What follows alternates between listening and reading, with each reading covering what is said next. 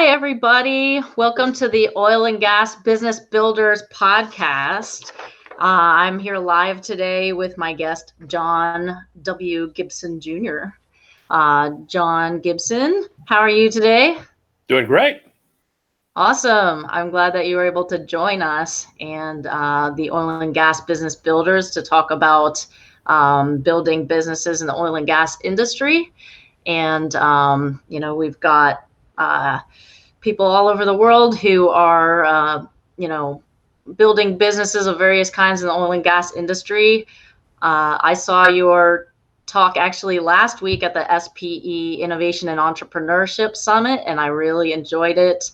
You had some great tidbits for me as an entrepreneur, and I'm sure for everybody else as well. So I wanted to invite you onto the show and share all your great thoughts and advice with our listeners as well. So John, how is everything? Are you doing pretty well? It's Friday, getting ready for the weekend. Well, I'm getting prepared to go out to my farm and dig in the ground to find a leak in a water pipe somewhere where I can restore water. So not all of life is big business. Some of it's just the fundamentals. So I'll be digging and looking for a leaking pipe here in just a little bit. Oh, well, hopefully we can, have a little fun on the podcast first before you go have to start digging for leaky pipes. But all right, so I'm going to introduce you to our listeners. I'm going to just read through your bio so that they all have a good idea of, who you are and what your background is before we get started talking together. John W. Gibson Jr. is CEO and president of Flotek Industries. John is a recognized leader with more than 35 years of global experience in the energy technology, oil and gas services, and exploration and production sectors of the energy industry. John most recently served as chairman of energy technology at Tudor, Pickering, Holt Company, TPH, an energy-focused investment bank headquartered in Houston. In this role, he led a team focused on opportunities in emerging oil and gas technologies. Prior to TPH, Mr. Gibson served as president and CEO of Tervita Corporation, a major Canadian-based environmental and oilfield services company. Prior to Tervita, he was president and CEO of Paradigm Geophysical and Landmark Graphics Corporation, as well as president of Halliburton Company's Energy Services Group. John currently serves as senior advisor to TPH, as well as director of Orocobra Limited and Blueware Inc. He is a member of University of Houston's Energy Advisory Board, University of Texas at Austin's Bureau of Economic Geology, Visiting Committee, and the National Board of Kickstart for Kids. He holds a BS in Geology from Auburn University and Master of Science in Geology from the University of Houston. I also hold a bachelor's in geology from Mount Holyoke College in Western Massachusetts. Cool. So we're a couple geologists. We'll grab rock hammers and hit the field here after the podcast. Yeah. So. Yeah, awesome. So, wow, you've got a great background and a lot of really great experience that I'm sure we can all benefit from, your advice along the way. So I've had some success and some failure. It depends on which one you want to leverage. Well, I'm sure both are instrumental for, all of us building businesses in the energy sector. We're all going to succeed sometimes and fail other times. So, that's one of the things I learned in my MBA. I think, in the MBA school, we do case studies so that we can learn from other people's, challenges along the way so that we can kind of kickstart, jump ahead a little bit without having to make those mistakes ourselves. So, but well, fear of failing can paralyze a lot of people, and if you really want to be successful, you can never think about failing. It just happens occasionally, and you get up and keep going. Yeah. So tell me a little something interesting about yourself, John. Do you have some sort of interesting fact about you or something that a lot of people might not know? Oh, I think most people know everything about me, so there's probably not much, anything. Just I don't know, passionate about reading. Uh, early in my career, I tried out stand-up comedy, so I did a few comedy performances there at the Comedy Workshop, which used to be at Shepherd and Gray, and so I think that's probably the best training I have gotten to be a CEO in this industry is how to deal with hecklers. So it's try. I don't know. I have a life of great curiosity and just enjoy learning about almost anything. Oh, that's great. Awesome. What's the most recent or one of your favorite books you've read? Oh, now, always. I mean, I do this every day, but the Bible is absolutely my favorite book. For a book a little more secular, Dr. Rushworth Kidder became a great friend of mine, and he wrote a book called "How Good People Make Tough Decisions." And when I was at Halliburton, we were being accused of some ethical issues, and he was the president, founder, CEO of the Institute for Global Ethics. And I called him up and I said, I got through to his secretary and to him and said, my name's John Gibson, and I'm the president of Halliburton Energy Services globally. And that name resonated with everybody in the country at the time. And he said, I don't believe you. And I said, well, Dr. Kidder, I tell you what, I'll leave it to you to find a telephone number for Halliburton. You call, ask the receptionist to put you through to me. I'll tell my assistant to take the call when it comes in and forward it to me. So about 6 or 7 minutes later, he's on the telephone and he gets through and he says, I can't believe this. I'm talking to the president of Halliburton. I said, well, actually, I can't believe this. I'm talking to Dr. Rushworth Kidder. And he'd written a book called How Good People Make Tough Decisions. Wow. And I said, I'd just like to talk to you and talk about the challenges that we faced and the perceptions that are out there and how do I deal with that. And he became one of my dear friends, and I contributed a chapter to one of his books on parenting. Believe it or not, there's something no one would know. And he's just a fantastic thinker in the area of how do we decide and how should we make decisions and the methodology we should use. And so probably my favorite sort of operational book. Wow. Thank you for that recommendation. I will check it out.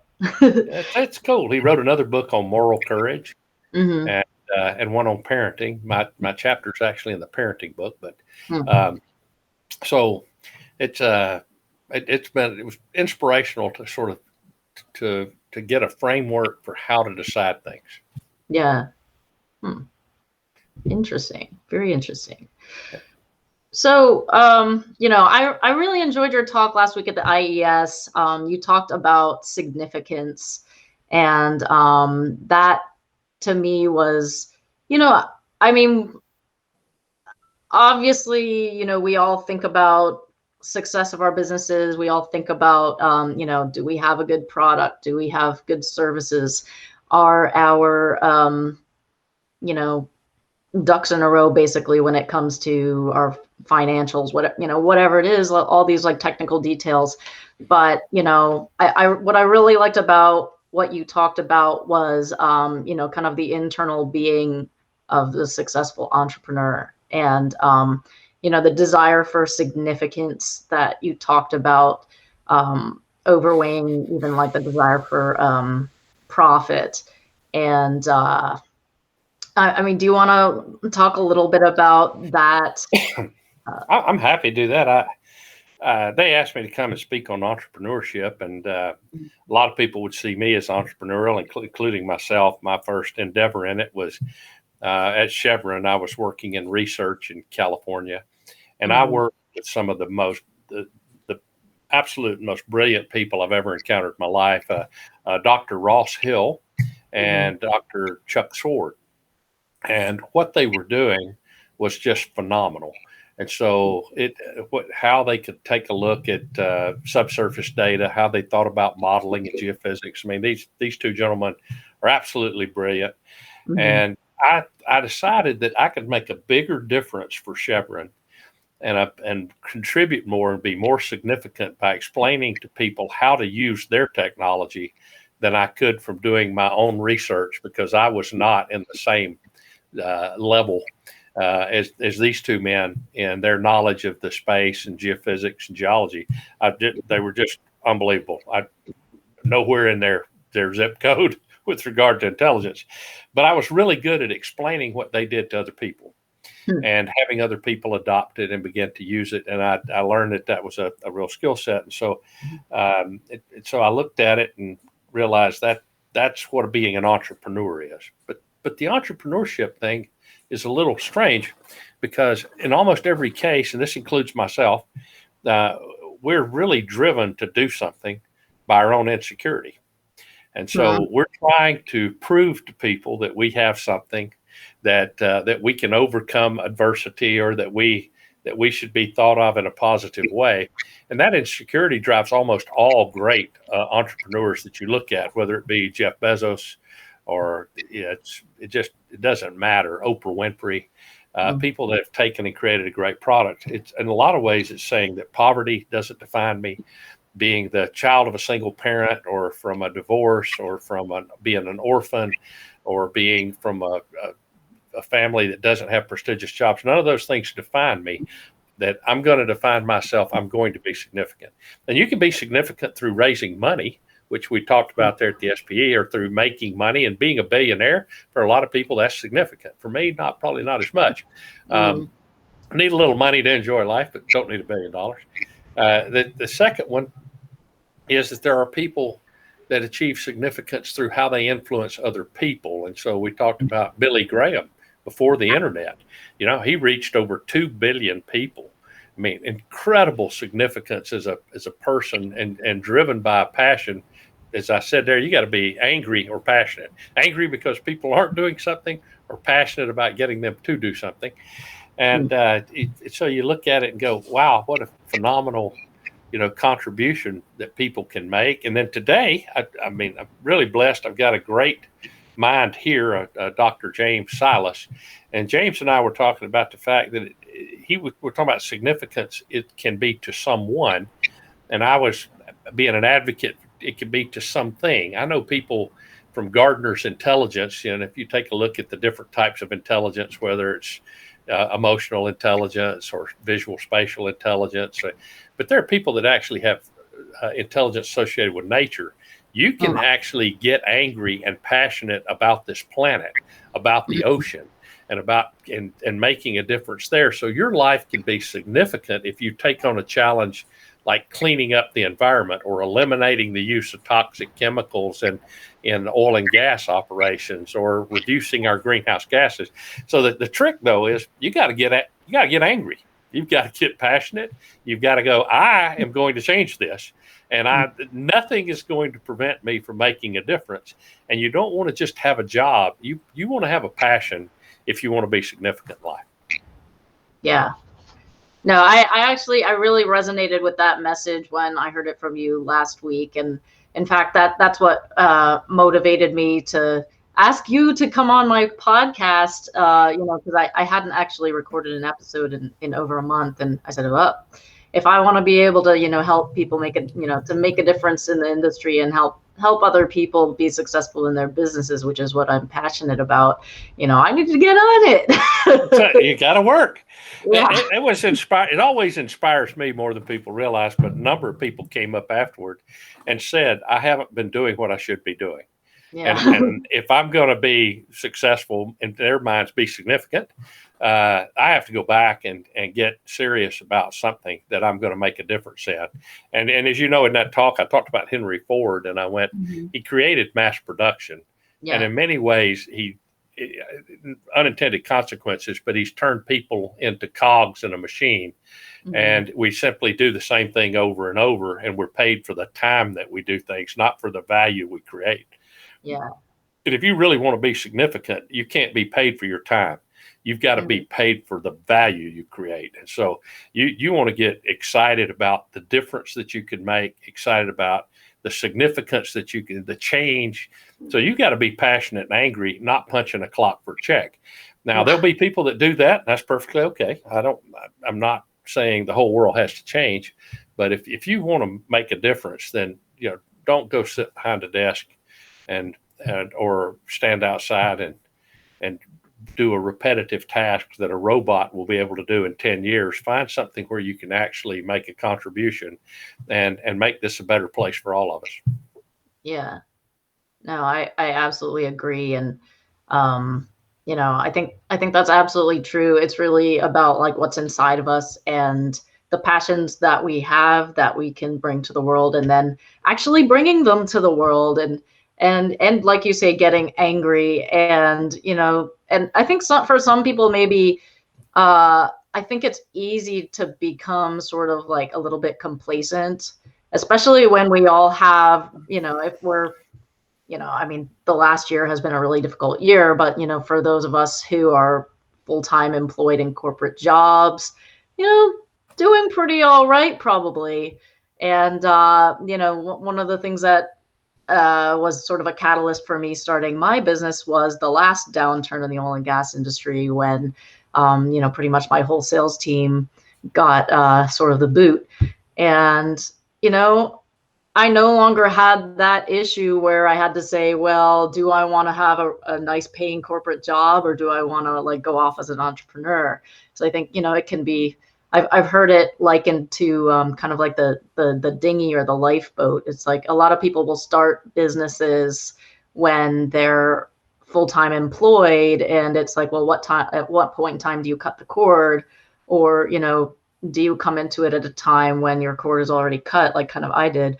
But I like that one better. I often coach people. I've got a lot of young executives I mentor, and when they start doing things outside the company and they're not focused on the success of the organization that they are working for, I advise them to quit. I go, it's when you're working at a senior level in particular, and you're dedicated and you have signed on to do a particular task. The moment that you find that doesn't interest you and your interests are in something else, you are not fulfilling your obligation to the people that you signed to work for. Yeah. If you want to have integrity, resign and go do the thing you're passionate about. And so and I think you're absolutely right. You have to be the judge of that. Is this just something I'm investigating or I'm curious about, or has my passion shifted from what I'm doing to another avenue? And if it does, you really have the duty to go and pursue that and stop charging people for your attention and your skill sets when you're not dedicating them to that task. And a lot of people don't stop doing that soon enough. They'll and there's some great examples out there of people that have made fortunes by creating businesses while other people paid them. I don't consider that to be very high integrity, actually. So I would say, be honest with them and just go ahead and start your business. Yeah, and I guess this also applies, just to people who are employed as well.